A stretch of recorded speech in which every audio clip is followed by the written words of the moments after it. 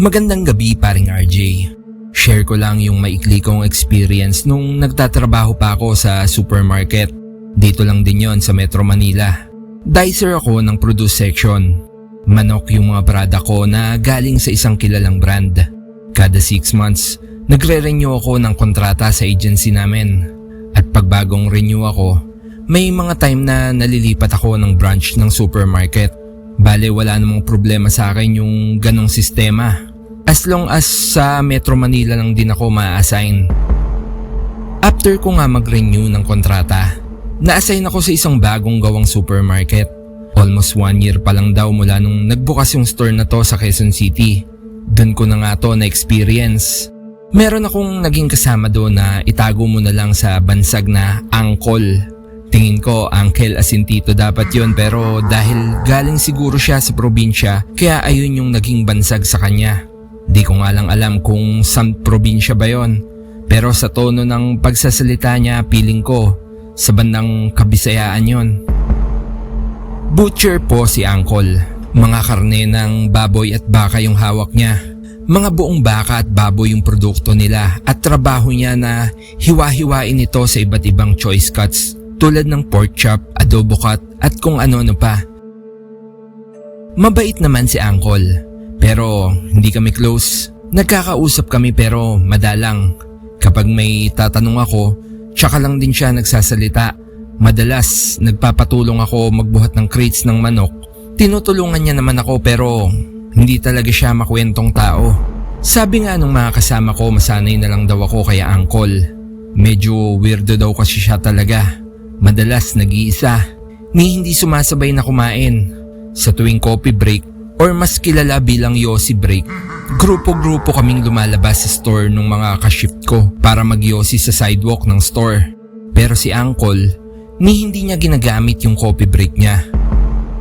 Lumipas yung mga araw, may mga mas kakaibang bagay pa akong napansin kay Uncle, lalo kapag kasabay kami ng shift. Isa dun yung apakatibay niya sa lamig. May malaki kasing walk-in freezer yung store. Below freezing level yung lamig. May mga makakapal na coat at boots naman na pwedeng gamitin pero si Uncle kapag may deliver siya, kailangan ipasok sa freezer. Ni hindi siya gumagamit ng coat. Naka-apron lang siya habang sukbit sa tagiliran yung iba't ibang klase ng kutsilyo. Sa mga naka-experience na pumasok sa mga cold storage, siguro alam nila yung tinutukoy ko. Bale, kasing lamig yon ng isang attraction sa Star City noong 90s. Yung Ice Village ba yun na tuwing December binubuksan. Bale, ganun kalamig at talaga namang nagtatagal siya sa loob. Minsan inaabot siya ng 1 oras na walang labasan. Lalo pag nagkakat siya ng isang buong baka. Pero hindi yung pagiging matagal niya sa storage freezer yung kinatakutan ko sa kwentong ito, kundi yung nakita kong ginagawa niya sa loob ng storage room. Habang nag-i-inventory kasi ako, saktong may deliver din siya, kaya nasa loob siya ng freezer. Labas-pasok ako. Ilang beses ko siyang nakita na tinatapyas yung mga maliliit na laman loob ng baboy at nilalagay niya sa balde. Sumapit yung coffee break, di ako sumama na mag-Yossi. May hinahanap kasi akong ready to cook na manok na nasa inventory list ko pero hindi ko makita yung actual item. Pumasok nga ako sa storage room paring RJ at doon na nga ako nakarinig ng tila mga pagnguya. Parang yung mga mukbang ASMR na rinig yung bawat ngasab. Dahil nga sa kulob din yung freezer, parang nag-e-echo pa yung tunog. Dahan-dahan akong humakbang at nang silipin ko nga mula sa rack yung pinanggagalingan ng tunog. Laking hilakbot ko nang makita ko si Uncle na kinakain yung mga loob na nakalagay sa balde. Meron pang mga pulang likido na tumatalsik sa apron niya habang tila nagmamadali pa sa pagsubo sa mga laman loob ng baboy. Tila sobrang dali lang sa kanya na ngatain yung mga mahahabang parte. Parang pasta sa spaghetti lang niya na kinakagat ito. Ni hindi niya ginagamit sa pagputol ng mga laman yung kutsilyo na nakasukbit sa tagiliran niya. Nanigas ako sa kinalalagyan ko. Grabe yung kaba ko nung mga oras na yon. Buti na nga lang hindi niya ako nakikita sa pinagsisilipan ko sa kanya. Kahit pa nga lumilingon-lingon siya sa paligid habang ngumunguya. At nung makagalaw nga ako, umatras ako ng dahan-dahan. Pero sa kamalas-malasan nga nag-squeak yung bota na gamit ko at tumunog na parang inapakang daga. Wala nang lingon-lingon, kumaripas ako ng takbo. Paglabas ko sa mismong store, nakabunggo pa ako ng mga customer. Takang-taka yung iba, muntik ako mapasubsob. Buti na nga lang, nakakapit ako sa malapit na biga. Nagmamadali akong nagtago sa gondola o yung malalaking display rack. Sumilip ako mula sa pagitan ng mga nakadisplay na delata at nakita ko nga na nagmamadali si Uncle na lumabas mula sa walk-in freezer. Pinupunasan pa nito yung mga dugo sa bandang leeg niya.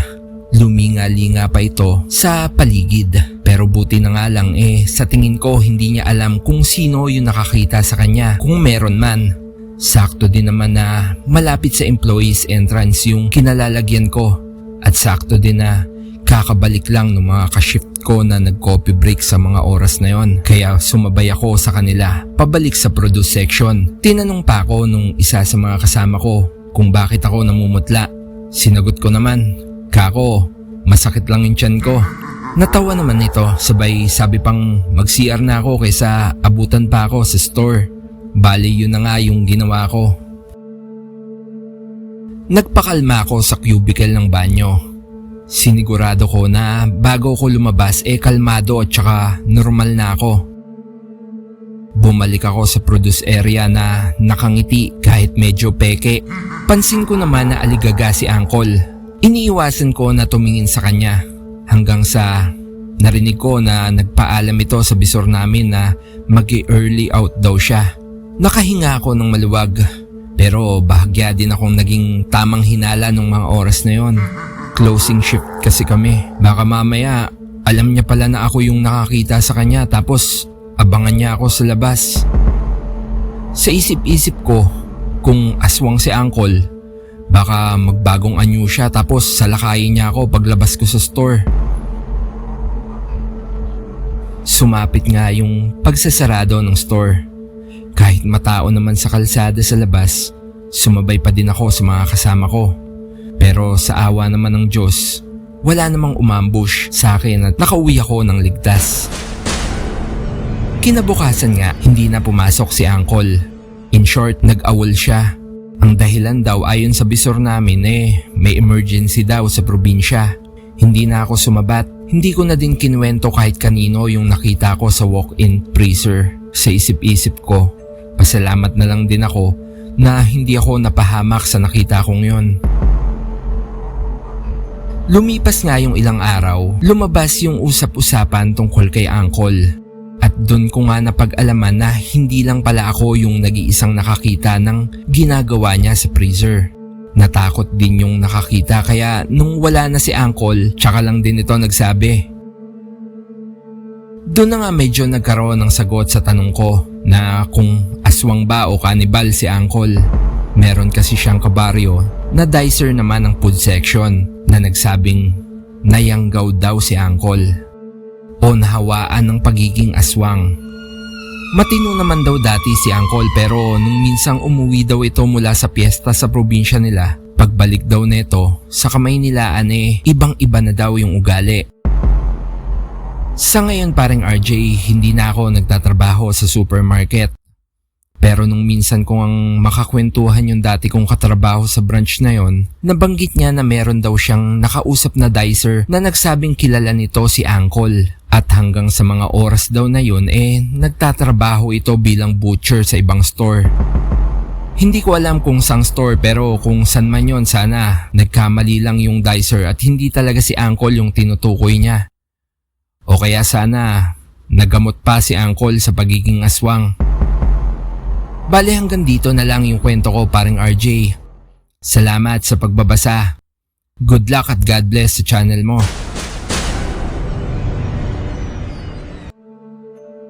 Ramon na lang yung itawag mo sa akin paring RJ. 11 taong gulang ako nung nangyari tong karanasan kong to. Nakatira kami sa isang barangay sa Maynila. na malapit sa pier. Dikit-dikit yung mga bahay sa amin. Simentado na yung iba pero karamihan kahoy pa din tsaka plywood.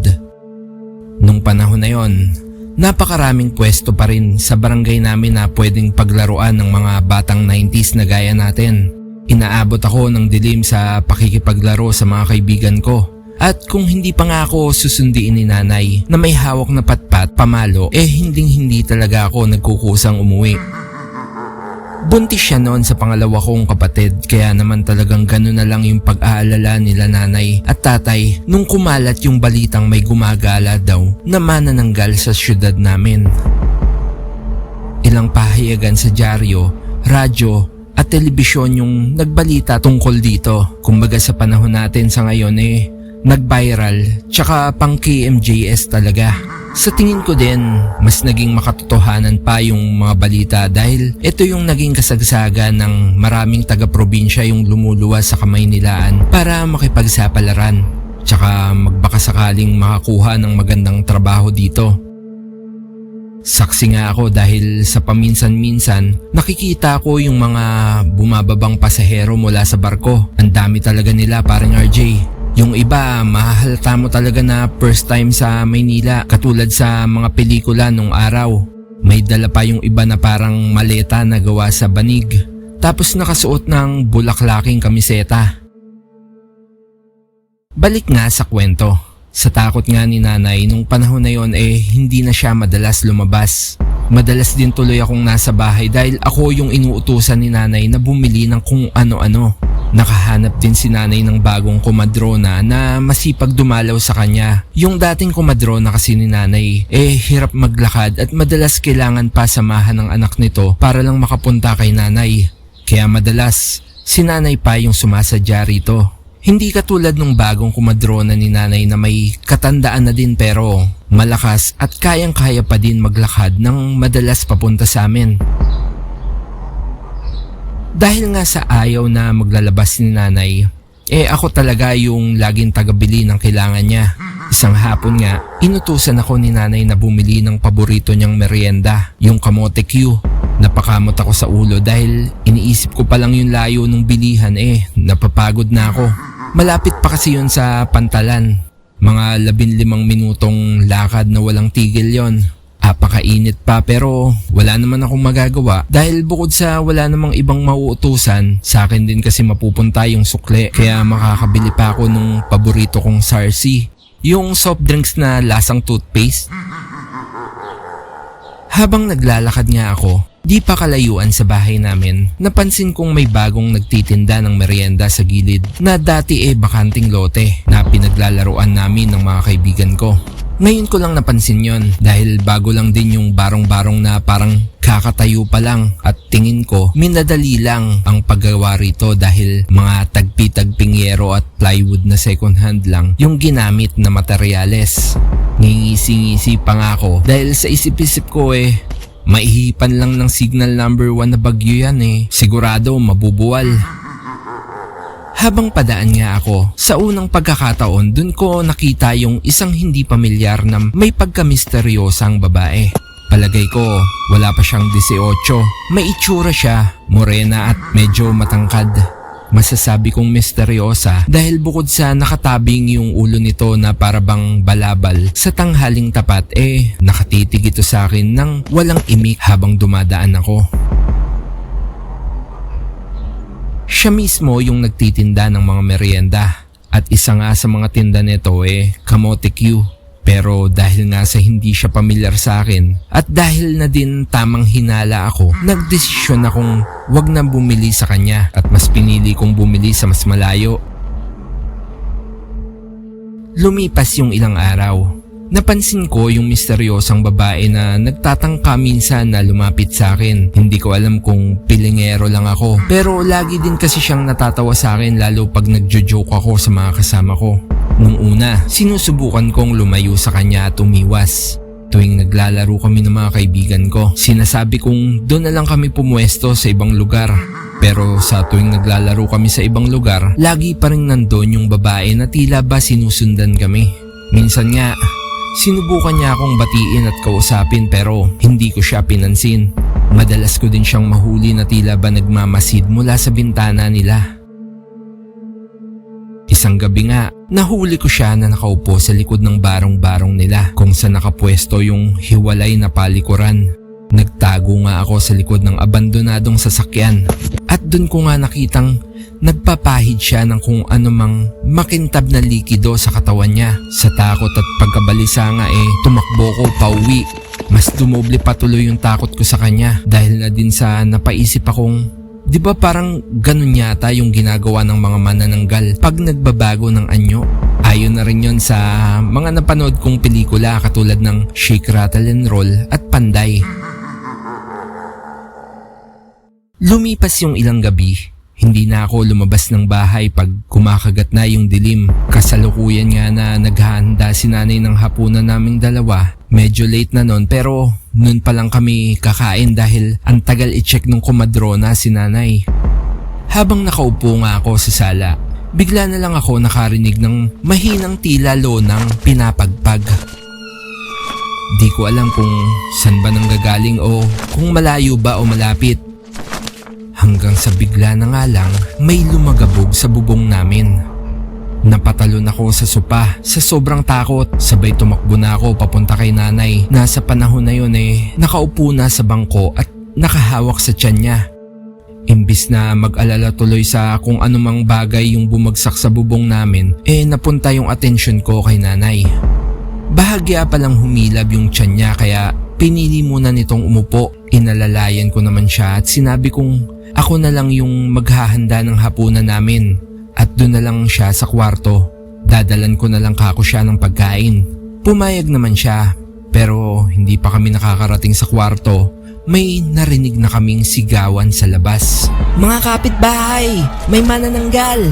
Sigaw ng isa sa mga kapitbahay namin. Nagkatinginan kami ni nanay na nanlalaki yung mga mata. Ramdam namin yung pagkakagulo ng mga tao sa labas na tila ba may binabato na kung anuman. Sunod-sunod nga yung bagsak ng bato sa bubungan namin.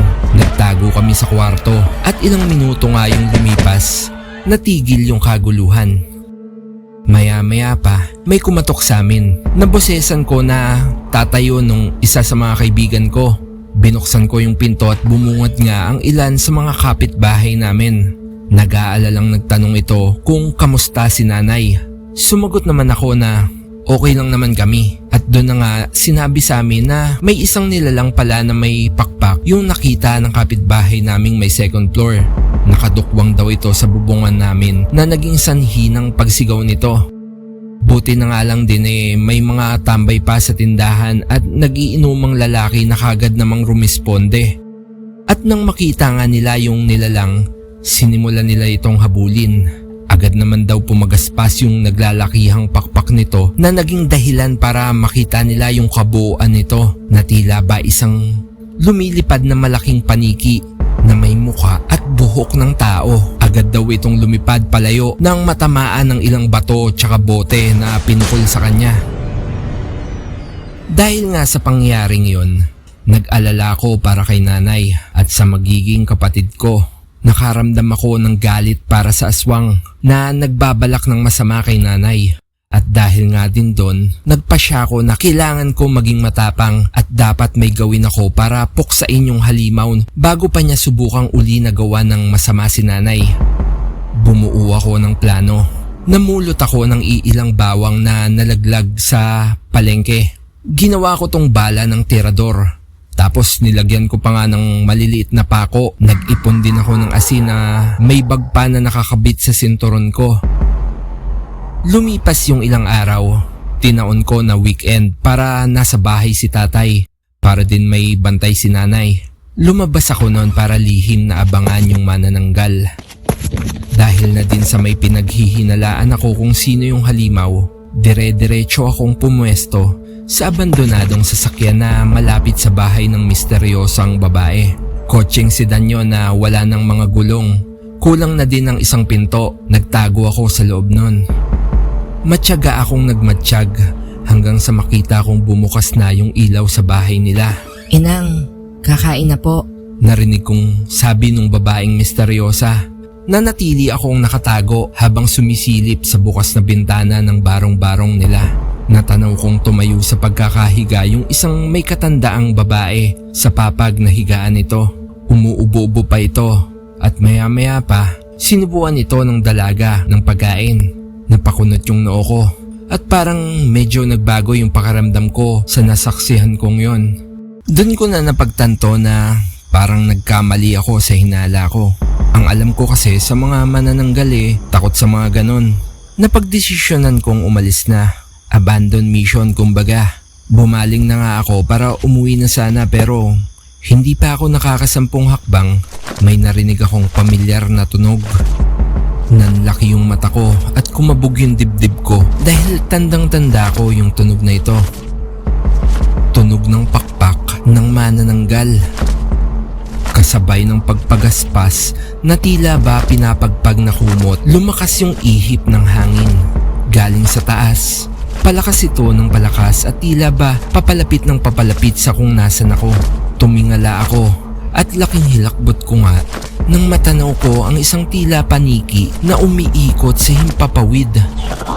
Kitang-kita ko yung hulma nito sa tuwing dumadaan ito sa bilog na buwan. Palaki ng palaki hanggang sa tila ba bumuelo na ito para dagitin ako. Naistatwa na ako sa sobrang takot. Ni hindi ko na maiangat yung kamay ko para kunin man lang yung mga binaon ko ng panlaban. Wala na akong nagawa kundi pumikit. Hanggang sa bigla na lang isang boses ng dalaga yung narinig kong sumigaw ng salitang hindi ko naintindihan. Kasabay nun, parang may narinig akong bumagsak sa lupa. Kasabay nun yung may katinisan at malahalimaw na ungol. Unti-unti akong dumilat at bumungad sa akin yung isang babaeng nakatalikod. Luminga-linga ako at napansin ko na nakasalampak sa lupa di kalayuan sa amin yung nilalang na parang isang malaking paniki. Umuungol ito na tila ba nasasaktan. Nagtatayuan pa yung mga hibla ng buhok nito. Pero maya-maya pa nga, tumayo na ito ng tuluyan gamit yung kamay nito tapos humarap sa amin. Grabe yung itsura ng nilalang parang RJ. Di ko man kita yung buong muka. Aninag ko naman na may mga matatalim yon na pangil. Akin na yung asin. Wika nung babaeng sa tingin ko na nagligtas sa akin. Humarap siya at laking gulat ko nung napagtanto ko na siya yung misteryosang dalaga. Nanginginig akong binigay sa kanya yung lagayan ng asin. Kinuha niya ito. Sandali niyang binulungan yung bag ng asin. Tapos sinaboy niya sa halimaw. Napahiyaw yung manananggal. Nagmamadali itong pumagaspas ng pakpak palayo. Halos sumabit pa nga sa kawad ng mga poste ng kuryente. Doon pa lang nga ako parang nahimasmasan. Kinuha ko yung tirador ko pero pinigilan na ako ng misteryosang dalaga. Hayaan mo na. At baka makatama ka pa ng iba Siguradong hindi na din yan babalik. May orasyon akong nilagay sa asin na sinaboy ko sa kanya. At kung anumang pinsala yung natamo niya, hindi na siya maghihilom kahit pa bumalik siya sa pagiging anyong tao. Maya-maya pa, tumahimik na yung paligid. Napabuntong hininga na nga ako ng malalim. Nakayuko akong nagpasalamat sa ginawa niyang pagliligtas sa akin. Wala akong masabing iba. Nahihiya na kasi ako kasi sa isip-isip ko mali pala ako sa panghuhusga sa kanya. Nang binalik ko yung tingin ko sa dalaga, nakangiti siya sa akin sabay alok sa kamay niya. Tapos nagwika. Ako nga pala si Alicia. Inabot ko naman ito. Kinamayan sabay nagpakilala rin. Magkaibigan na tayo ngayon ha. Huwag ka na masungit. Natatawa pa niyang sabi. Sumang-ayon naman ako sa kanya. Tapos inimbitahan niya ako saglit sa bahay nila para makainom daw ako ng tubig. Doon ko nakilala yung tiyahin niya. Nalaman kong nanggaling sila sa probinsya sa Kabisayaan. Tapos napadpad lang sila sa Maynila dahil dito naghahanap buhay yung pinsan niya na once a week lang kung umuwi. Doon ko nga nalaman na may lahi pala silang manggagamot. May tawag siya doon sa uri ng manggagamot na yon pero nakalimutan ko na. Basta gumagamit yun ng mga buhay na salita, pang-orasyon at panglaban sa mga masasamang elemento at maging sa mga taong may masamang binabalak. Doon ko din nalaman kung bakit siya nagpapahid ng langis ng isang gabi na nagmatsyag ako sa kanya. Nakantsawan pa nga ako na namboboso daw ako, pero pinaliwanag niya pa din naman na herbal oil pala yon na ginagamit niya para hindi siya lamukin. Pinatesting niya pa nga sa akin to minsan at talaga namang mas effective pa sa off lotion yung bisa nun. Simula nga nun, mas nakilala ko si Alicia at naging malapit kaming magkaibigan. Totoo nga din yung sinabi niya dahil di na uli nagpakita yung manananggal sa lugar namin dahil lumipas nga ang panahon hindi na nagkaroon ng kahit isang pag-atake. Pero alam nyo ba na hindi lang yung pagkatao ni Alicia yung nadiskubre ko sa panahon na yon, kundi yung pagkatao ng mismong manananggal.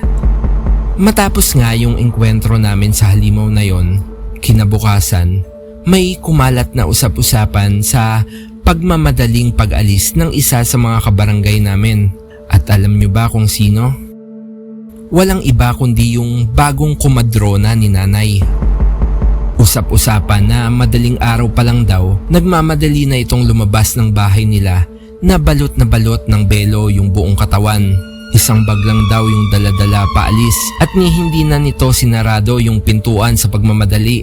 Matapos yung ilang araw na pagkawala ng kumadrona dahil na din sa kuryosidad at sa masangsang na amoy sa loob ng bahay, sinubukan itong pasukin ng ilang tambay at doon na nga nila nadiskubre yung iilang garapo na may mga langis na may masalimuot na amoy. May mga bote pa na may laman na parabang parte ng laman loob ng kung anong nilalang at mga ugat ng halaman. May mga kandilang tila ginamit din sa isang ritual at malademonyong mga simbolo na nakasulat sa pader at sa sahig. Nadiskubre din nila yung tila pintuan sa bubungan nito na kasya yung isang tao at ito nga yung nagpalakas sa haka-hakang na yung kumadrona ay yung manananggal na sumasalakay sa mga buntis sa barangay namin.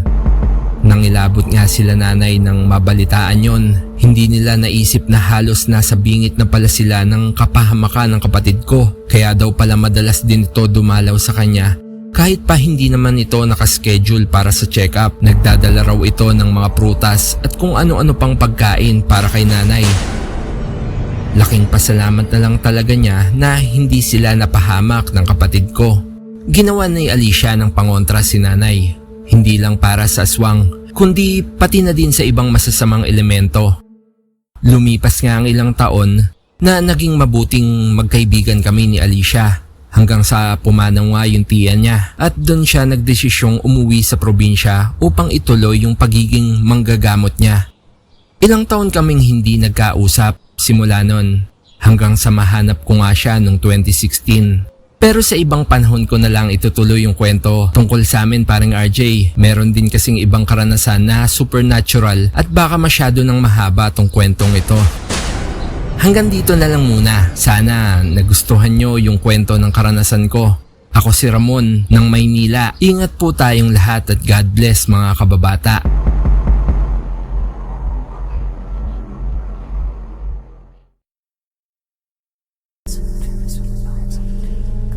Ako si Manuel at nakatira kami ng misis ko sa Quezon City noong mga panahon na yon.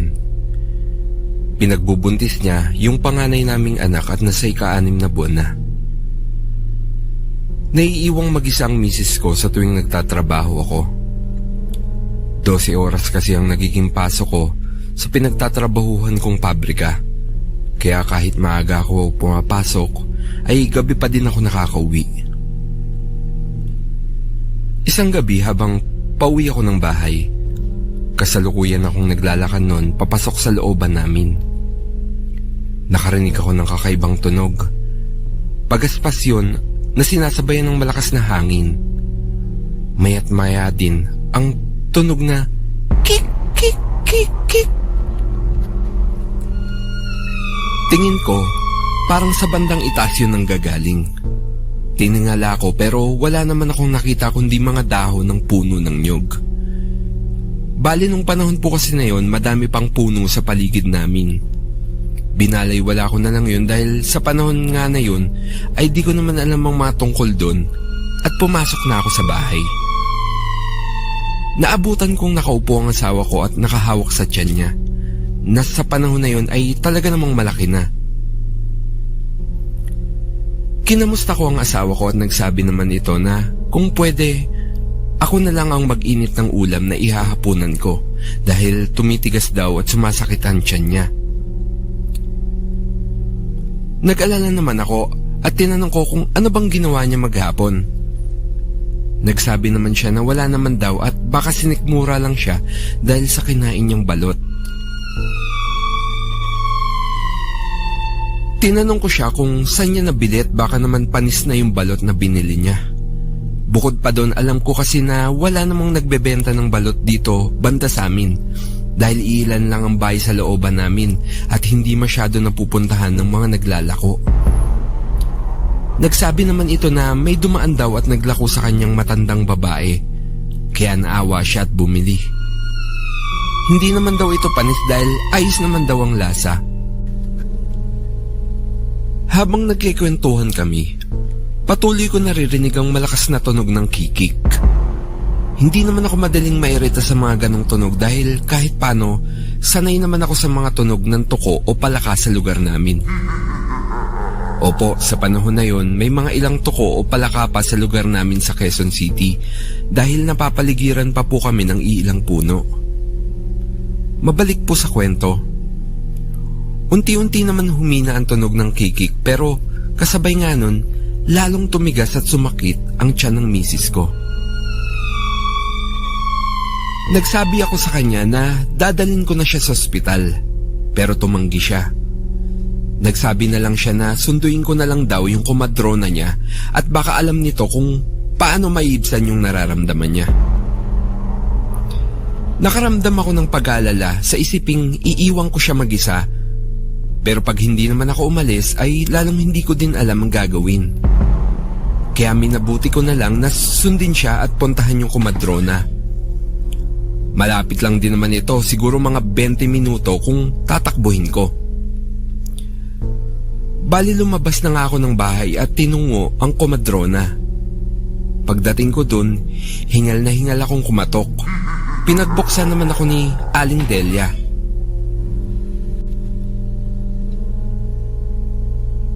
Laking pasalamat ko na lang na nandun siya.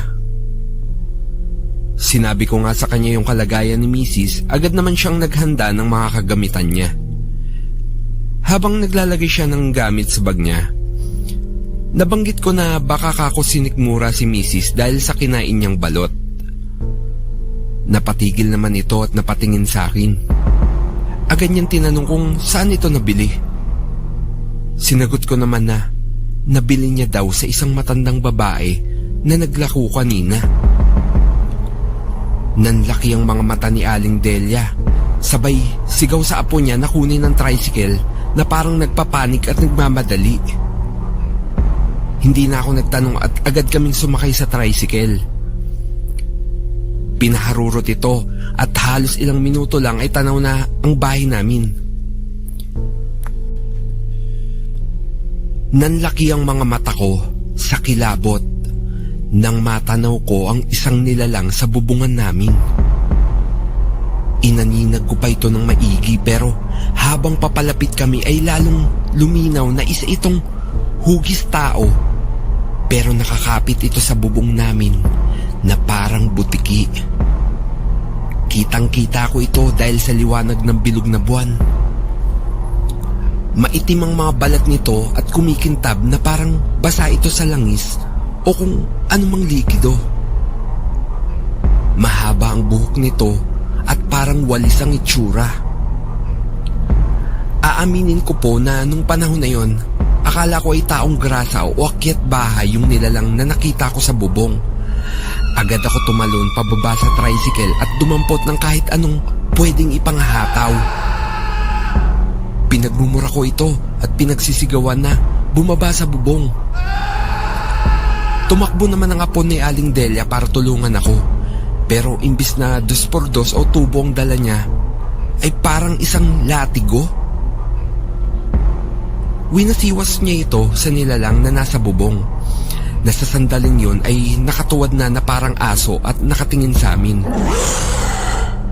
Nangilabot ako nang makita ko ang mukha nito. Para itong maskarang panakot. na sinusuot kapag Halloween. Malapad ang bibig nito na parang mula sa tenga nito hanggang sa kabilang tenga ang hiwa ng bibig. Nakaramdam ako ng takot at pagkaduwag ng mga panahon na yon, pero pinanlabanan ko. Iniisip ko na may dala itong kapahamakan para sa misis ko at sa magiging anak ko. Dumampot ako ng bato at binato ko ang nilalang habang sumisigaw at nagmumura.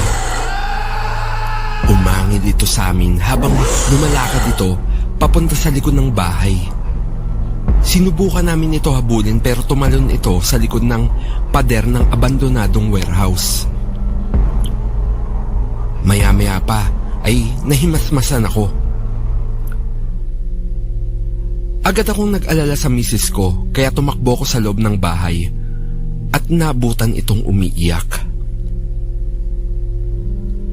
Nakahiga ito at inaasikaso ni Aling Del.